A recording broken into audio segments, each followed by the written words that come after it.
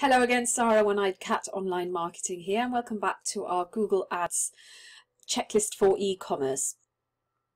This is checklist item number 30. Now 30, 31 and 32 are all talking about adding audiences to your search and shopping campaigns. So what Google allows you to do is with search and shopping to kind of overlay onto your campaigns different audiences. So audiences we're talking about in this particular one, we're talking about remarketing audiences. So remarketing audiences are where people come to your site, they may not purchase, they leave. You can build remarketing audiences based on whether or not somebody purchased or not, and then you can actually show ads to people who visited but didn't end up buying from you. So that's traditionally you use remarketing campaigns for a remarketing audience to build remarketing campaigns to target people to try and bring them back to finish their purchase. But what you can also do with remarketing audiences is to also layer them over your search and shopping campaigns. So this is not a way of just targeting those people. It's still your campaigns still show to everybody who's eligible, everybody who's searching for your product.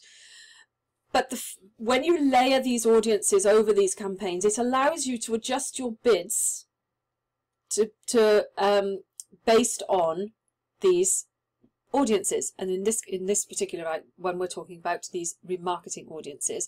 Now the reason you might want to do that is that if somebody's already been to your website once, they're familiar with you and your brand, and they're coming back and searching for your product again, then there's an argument that those people are going to be more valuable to you. They already know you, they're obviously a warm audience, so you might want to bid a little bit more. When somebody searches, you might want to up your bids a little bit so that you show higher than anybody else, and so they're more likely to see you again and go, I remember them, click on the ad, come through to the website.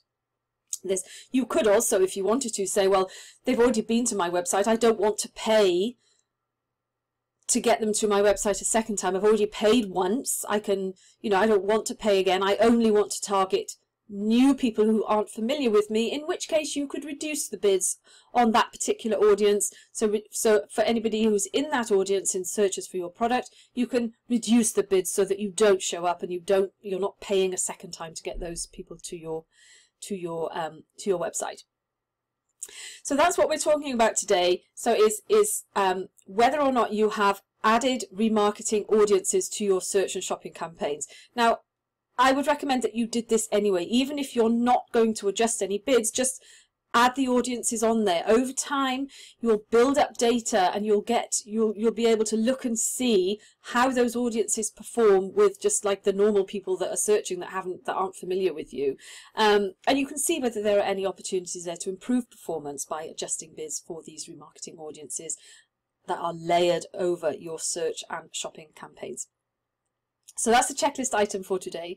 You need to check whether you are have your remarketing audiences layered over your search and shopping campaigns to try and help boost your performance. So in the next video we're going to talk about, the next two videos I'm going to talk about a similar thing, but we're talking about different types of audiences, and I'll go into more detail in the next video. But that's it for today. Don't forget to comment below the video or post any questions or any topics that you'd like me to cover in future videos, and subscribe to the channel, and I look forward to seeing you in the next video. Take care now. Bye.